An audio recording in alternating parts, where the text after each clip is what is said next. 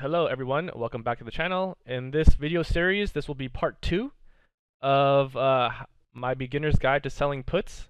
And once again, this is the table of contents that we covered last video. We already covered the first point, so in this video I'm going to be going over the second point, which will be the benefits and downsides to selling puts. So quick review from last video, the last slide there, we had this profit graph on how you make money for selling puts, and I think this kind of tells you everything. So obviously you're limited on the money you can make, you're unlimited on the money that you can lose, but there's going to be a higher probability of you making money. So the benefits. Okay, so number one, obviously you collect money up front. So that's great because whenever you sell a put, you get the money right away. Depending on how you do it, I think there's a high chance of your puts expiring worthless. So a lot of things that you sell, you can end up buying back for close to $0.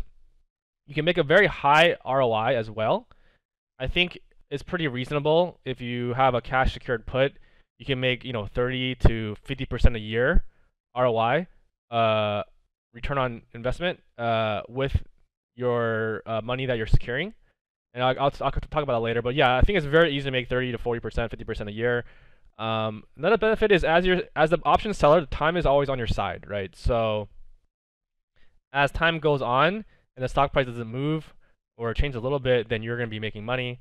And then there's always ways to mitigate losses as well, which I won't get to right now, but you have a number of tools in your belt. If you make the wrong bet, you can extend that bet or de-risk it in some way. So those are the benefits of selling puts. Obviously, the downsides to selling puts is the unlimited risk potential, loss potential. However, there are ways to limit this as well. You won't make as much money, but there's ways to limit this as well, and I'll cover that later. Another downside, which is true, is it takes a lot of capital if you're not using margin. So essentially, when you're selling a put, if you're just using cash, you have to keep that money in your account there and hold it in case you have to buy those stocks, right? That being said, even if you are cash securing the puts, I think there are ways for you to make 30 to 50% money in a year. And another quote that comes up a lot when you're selling options is like picking up pennies from a steamroller. So you're taking like a big risk to get a couple of pennies, and that risk of you getting steamrolled is relatively low, but you can't get steamrolled. So that's a downside, obviously. But once again, there are ways to mitigate this as well, depending on how much risk you want to take. So now that that's clear, what kind of stocks should you be selling puts with? In my opinion, I think stocks that have high volatility, so stocks that trade up and down, that go up and down a lot. And this is because if there's higher volatility, then the premium prices will be more expensive, so you'll get more money when you sell it. Stocks that trade sideways too, so if a stock kind of just moves pretty flat and is up and down but overall kind of around the same area, that's good as well, because then if you're selling a put for, let's say, at the current price it is today, there's a good chance that it will stay that price a month from now, right? So you'll make a premium and you won't have to get exercised. And then once again, I think the most important one is stocks that you want to own, right? Because if push comes to shove, you have to buy the shares. You want to be able to have enough faith in the company when you're selling the put to actually want to buy those shares, right? I think that's a bare minimum. Yeah. So yeah, that's kind of, I would say, the three most important things when you're thinking about evaluating stocks to sell puts with.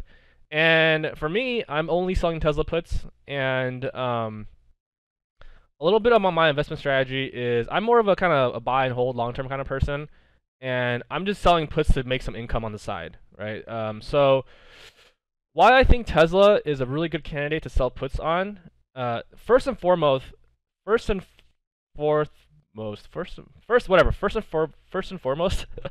I have a huge, that point number 3, I have a huge faith in the long-term performance, right? So I think Tesla's going to go really, really high in the short, medium, and near-term future. So I don't mind having to be on the hook to buy a bunch of stocks, right? I think Tesla is also grossly misunderstood by a large number of people, including analysts, and they're not pricing it correctly.